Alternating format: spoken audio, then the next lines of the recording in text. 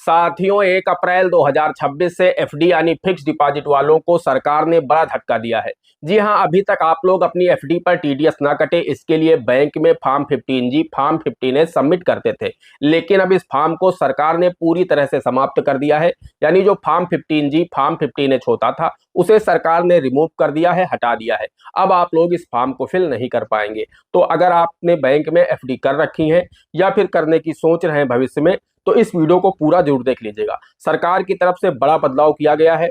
अभी तक आप लोग सोचते थे कि हमारा एफडी पर जो 10% टीडीएस कट जाता है, उसे बचाने के लिए आप लोग बैंक में जा करके अप्रैल मई माह में form 15G, form 15H, form 15G submit करते थे नॉर्मल सिटीजन, और senior citizen form 15H submit करते थे कि मेरी जो इनकम है वो टैक्स पेयर के दायरे में नहीं आती है, मेरी इनकम बेसिक एग्जम्पशन लिमिट से नीचे है, इसलिए हमारा जो टीडीएस है वो ना काटा जाए। तो बैंक आपका एफडी पर टीडीएस नहीं काटता था, आपकी एफडी का जो भी इंटरेस्ट होता था पूरा का पूरा आपको मिल जाता था।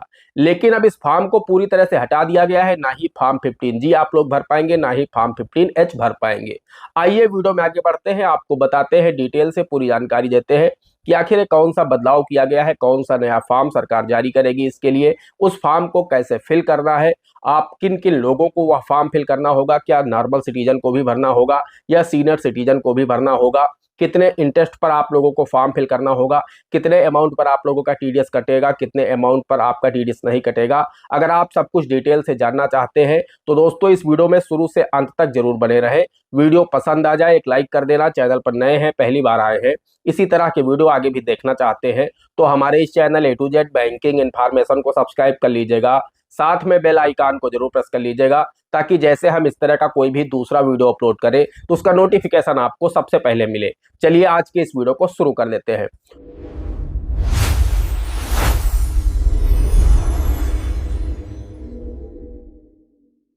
दोस्तों आप लोगों को पता होना चाहिए कि अभी तक आप लोग अपनी एफडी पर जब टीडीएस बचाना होता था, आप लोग चाहते थे कि हमारी एफडी पर से टीडीएस सरकार ना काटे। आप लोगों को पता होना चाहिए कि अगर आपका एफडी के साथ में पैन कार्ड लिंक है तो वहां पर आपका 10% टीडीएस कटता था। अगर आपका पैन कार्ड नहीं लगा है तो 20% टीडीएस आपके इंटरेस्ट से बैंक काट लेता है।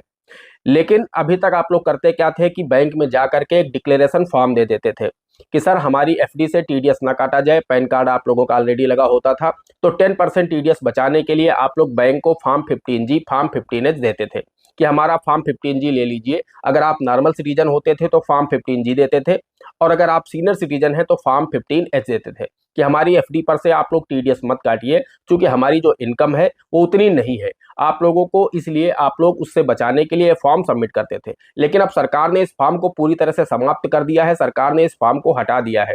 तो अब आप लोग अपनी एफडी पर से टीडीएस कैसे बचाएंगे, इस वीडियो में हम आपको आगे जानकारी देने वाले हैं। सरकार ने एक न्यू फॉर्म लॉन्च कर दिया है, फॉर्म नंबर 121 यानी फॉर्म नंबर 121। अब आप लोगों को अलग अलग फॉर्म फिल नहीं करना है, अब यही फॉर्म नॉर्मल सिटीजन को भी फिल करना है और यही फॉर्म सीनियर सिटीजन को भी फिल करना होगा। कैसे फिल करना है वो भी हम आपको वीडियो में आगे डिटेल के साथ दिखाने वाले हैं, किस तरह से आपको फॉर्म फिल करके सबमिट करना है। मार्च का महीना समाप्त होने वाला है, ये फाइनेंशियल ईयर समाप्त हो रहा है और न्यू फाइनेंशियल ईयर शुरू होने वाला है। तो अप्रैल में ही आप लोगों को ये फॉर्म फिल करके बैंक में सबमिट करना है। अप्रैल लगने वाला है, उसमें आपको ये फॉर्म सबमिट करना है। तो आप लोग किस तरह से इस फॉर्म को फिल करेंगे और किस तरह से बैंक में सबमिट करेंगे, कैसे भरना है, सब कुछ अगर जानना चाहते हैं तो बने रहिए इस वीडियो में। दोस्तों आप लोगों को पता होना चाहिए कि ये जो इनकम होती है, अगर नॉर्मल सिटीजन की जो इनकम है वो 50,000 रुपए तक है तो वहां पर आप लोगों को ये फॉर्म फिल नहीं करना होता है। लेकिन अगर आपकी जो एफडी की जो इंटरेस्ट बनता है वो 50,000 रुपए से अधिक हो जाता है एक वित्त वर्ष में, यानी 1 अप्रैल से लेकर के 31 मार्च के बीच में, एफडी या आरडी से कमाया हुआ इंटरेस्ट अगर आपका 50,000 से अधिक हो जाता है तब आप बैंक में फॉर्म 15G देते थे। वही सीनियर सिटीजन जो है उनके लिए यह लिमिट 1 लाख है, यानी 1 अप्रैल से 31 मार्च के बीच में अगर उनका एफडी आरडी से जो भी इंटरेस्ट बना है अगर वो 1 लाख रुपए को क्रॉस कर रहा है तो उन्हें फॉर्म 15H देना होता है। और यह इनकम होती है सिर्फ एक बैंक के लिए। जी हाँ, ये सभी बैंकों पर अप्लाई नहीं होती है, ये एक बैंक के लिए यह लिमिट बनाई गई है कि अगर एक बैंक में आपकी एफडी चल रही है और उसका जो ब्याज बन रहा है नॉर्मल सिटीजन के लिए 50,000 से कम है तो आपको फॉर्म 15G नहीं देना है, आपका टीडीएस नहीं काटा जाएगा। लेकिन अगर आपका ब्याज 50,000 से ऊपर जा रहा है तो फिर वो बैंक आपका टीडीएस काट लेगा। बहुत लोग मुझे कमेंट करते हैं कि सर मेरा 30,000 रुपये इंटरेस्ट बना है एसबीआई में और 30,000 हमारा इंटरेस्ट बना है पीएनबी में, तो क्या हमारा टीडीएस कटेगा? तो उस स्थिति में आपका टीडीएस कटेगा ही नहीं, आपको फॉर्म ही सबमिट नहीं करना है। क्योंकि 50,000 रुपये तक सरकार ने आपको छूट दे रखी है कि 50,000 रुपये तक का अगर आपका एफडी का आरडी का इंटरेस्ट बन रहा है तो वहां पर आपका टीडीएस नहीं कटेगा। हाँ, अगर आपका एक ही बैंक में 50,000 से अधिक इंटरेस्ट बन जाता है एफडी आरडी से, तब आपका टीडीएस डिडक्ट किया जाएगा 10%। और वहीं पर अगर आपकी जो इनकम है वो बेसिक एग्जम्पशन लिमिट से नीचे है, basic exemption limit normal citizen के लिए 4 लाख रुपए है, लेकिन जो सीनियर सिटीजन है उनके लिए पूरी 12 लाख रुपए तक की छूट दी गई है। आप सभी को पता होना चाहिए कि पिछला जो बजट पेश किया गया था उसमें वित्त मंत्री निर्मला सीतारमण जी ने जो इनकम टैक्स में छूट दी है वो 12 लाख रुपए तक दी है। I am now happy to announce that there will be no income tax payable up to income of 12 lakh rupees. कि 12 लाख रुपए तक की इनकम टैक्स फ्री है। वैसे तो नॉर्मल सिटीजन के लिए भी 12 लाख रुपए तक की इनकम टैक्स फ्री है, लेकिन उनको यहाँ पर पूरे अमाउंट पर छूट नहीं दी गई है। उनकी इनकम अगर 4 लाख रुपए से अधिक है, जो बेसिक एग्जम्पशन लिमिट है वो 4 लाख रुपए है, तो अगर आपकी जो इनकम है वो 4 लाख से कम है तो आप लोग ये फॉर्म फिल करके दे देंगे तो आपका टीडीएस नहीं कटेगा। लेकिन जो सीनियर सिटीजन है अगर उनकी इनकम एक वित्त वर्ष में यानी एक फाइनेंशियल ईयर में 12 लाख रुपए तक है तो भी उनके यह टीडीएस वाला फॉर्म उन्हें फिल करके दे देना है, फॉर्म 121, तो उनका टीडीएस डिडक्ट नहीं होगा। अब आइए वीडियो में आगे बढ़ते हैं, आपको बताते हैं किस तरह से इस फॉर्म को आपको फिल करना है। क्योंकि फर्स्ट टाइम ये फॉर्म आया है, इसको आपको बहुत ही सावधानी पूर्वक फिल करके अप्रैल माह में बैंक में सबमिट कर देना है ताकि आपकी एफडी पर से आपका टैक्स ना काटा जाए, टीडीएस ना काटा जाए। और ये अप्लाई होता है जैसे कि एफडी में अप्लाई होता है, आरडी में अप्लाई होता है, आप पीएफ विड्रॉल कर रहे हैं वहां पर ये फॉर्म अप्लाई होगा, या आपकी कोई डिविडेंड इनकम है वहां पर अप्लाई होगा। तो आइए अब बिना देरी किए समझ लेते हैं इस फॉर्म को कैसे आपको फिल करना है। क्योंकि फॉर्म 15G, फॉर्म 15H पूरी तरह से समाप्त कर दिया गया है। आप लोग अपनी एफडी पर से टीडीएस बचाने के लिए इस फॉर्म को हर हालत में आपको फिल करना ही होगा। और मैंने आपको बता दिया कि ये सिर्फ और सिर्फ एक एक बैंक के लिए है। अगर आपकी एफडी अलग अलग बैंकों में है और वहां पर आपकी जो इनकम है वो ज्यादा हो रही है, यानी 50,000 से ऊपर जा रही नॉर्मल सिटीजन है, तो आपको ये फॉर्म फिल करके वहां पर देना होगा। और जितने बैंकों में आपकी एफडी है और आपका इंटरेस्ट उस एक वित्त वर्ष में 50,000 से ऊपर जा रहा है तो आपको ये फॉर्म हर जगह फिल करके देना होगा। इसी फॉर्म में ऑप्शन दिए गए हैं, तो आपको हर ब्रांच में जाकर के जिस भी बैंक में आपने एफडी कर रखी है वहां पर ये फॉर्म आपको फिल करके देना है। अब आइए बिना देरी के इस फॉर्म को भर के आपको बता देते हैं कि किस तरह से आप लोगों को इस फॉर्म को फिल करना है। दोस्तों ये फॉर्म मैं स्क्रीन पर लगा दे रहा हूं, आप लोग देख सकते हैं इसमें 14 कॉलम है। अब आप लोग इसे बारीकी से समझ लीजिए कि किस तरह से आपको फिल करना है। अब इसमें दोस्तों आप देखेंगे एक नंबर में सबसे जो उसके सामने आप देखेंगे एक नंबर के सामने नेम है, तो यहाँ पर आपको अपना नेम लिखना है। उसके बाद एड्रेस है सेकंड नंबर पर, उसके नीचे परमानेंट अकाउंट नंबर यानी यहाँ पर आपको अपना पैन नंबर डालना है। स्टेटस में आपको इंडिविजुअल डालना है।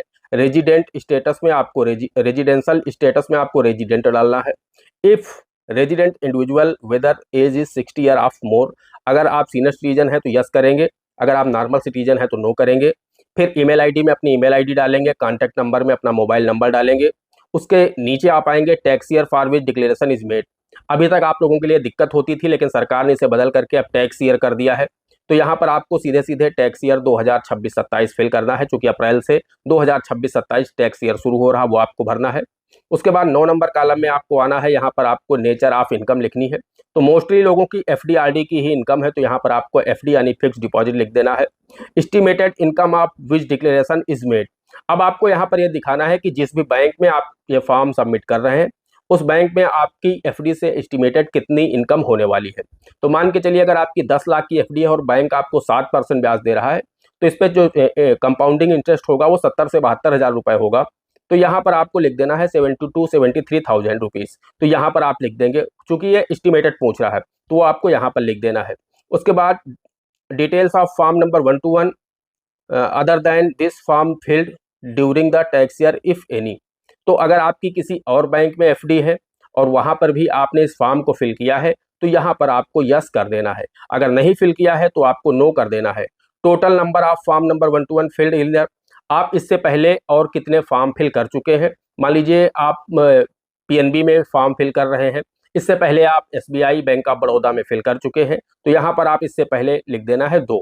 ये नंबर आप पूछ रहा है कि कितने फॉर्म आप फिल कर चुके हैं। अगर ये फर्स्ट टाइम आप फॉर्म फिल कर रहे हैं, किसी और बैंक में अभी तक फिल नहीं किया है, तो आपको यहाँ पर कुछ भी नहीं लिखना है। उसके नीचे आएंगे aggregate amount of income for which form number 121, अब यहाँ पर आपको अमाउंट लिखना होगा कि आपने जो पिछले बैंक में ये फॉर्म फिल करके आए हैं वहाँ पर कितने अमाउंट का आपने 1 to 1 फॉर्म फिल किया है। अब मान के चलिए अगर आप पहले से एक फॉर्म फिल करके आए हैं, आप अभी पीएनबी में फॉर्म फिल कर रहे हैं और इससे पहले आप एसबीआई में फॉर्म फिल करके आए हैं जिसमें आपकी वहाँ पर भी 10 लाख की एफडी है, उसका भी जो इंटरेस्ट है वो 70 से 72 हज़ार रुपये होता है। तो यहाँ पर भी आपको 72,000 लिख देना है, क्योंकि ऊपर आप अमाउंट दिखा चुके हैं और नीचे भी आपको यहाँ पर 72,000 दिखा देना है। उसके बाद नीचे आएंगे 12 नंबर कॉलम में, यहाँ पर है aggregate amount of income for which declaration is made during the tax year. तो यहाँ पर आपको जोड़ करके लिख देना है। मान लीजिए आप पीएनबी में भर रहे हैं इस फॉर्म 1 to 1 को, और इससे पहले आप एसबीआई में फॉर्म फिल कर चुके हैं 1 to 1, और वहाँ पर आपने अपनी इनकम दिखाई है 72,000 रुपये, यहाँ पर भी आप 72,000 दिखा रहे हैं, तो दोनों को जोड़ करके यहाँ पर 1,44,000 रुपये लिख देने हैं। उसके बाद 13 नंबर कॉलम देखेंगे, estimated total income of tax year in including the income maintain in column 12। तो यहाँ पर जो 13 नंबर कॉलम है इसमें आपकी ये इनकम पूछ रहा है, लेकिन ध्यान इस बात का रखिएगा कि आपकी जो इनकम है वो अगर आप नॉर्मल सिटीजन है तो आपके लिए जो बेसिक एग्जम्पशन लिमिट है वो है 4 लाख रुपए। तो इससे ज़्यादा आपकी इनकम नहीं होनी चाहिए। अगर आप सीनियर सिटीजन है तो फिर आप 12 लाख रुपए तक अपनी इनकम दिखा सकते हैं। तो ये आपकी वार्षिक पूरे 12 महीने की इनकम पूछ रहा है कि आपकी वार्षिक इनकम कितनी है। अगर आप इसे 4 नॉर्मल सिटीजन है और 4 लाख को क्रॉस कर देंगे तो फिर आपका जो टीडीएस है वो डिडक्ट हो जाएगा। आप बेसिक एग्जम्पशन लिमिट से आपकी इनकम नीचे होनी चाहिए, तभी आप इस फॉर्म को फिल कर सकते हैं। ये एक घोषणा पत्र है, एक डिक्लेरेशन फॉर्म है कि मेरी जो इनकम है वो 4 लाख से कम है, इसलिए मेरी एफडी पर से टैक्स ना काटा जाए। तो इस चीज़ का आपको ध्यान रखना है। अगर नॉर्मल सिटीजन है तो 4 लाख से कम आपको अपनी इनकम दिखानी है।